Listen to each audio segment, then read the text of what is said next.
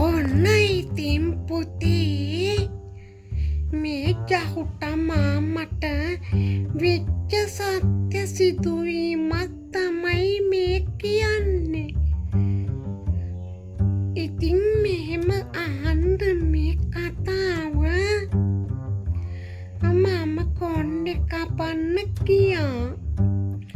කොණ්ඩේ ඔහොම කප ඉන්නකොට මගේ ඔලු ගෙඩිය කැපුණා.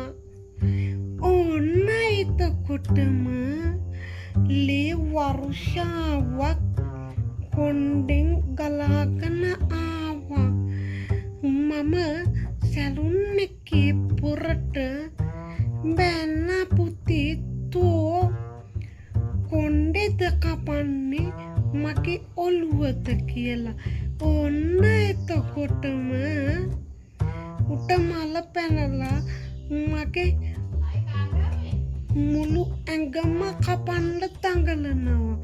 මම කීවා ඔක නවත්තපන් මම යන්නම් කියලා. ඔන්න ඔය කතාව උම්මයි අද ඉවර වුණේ.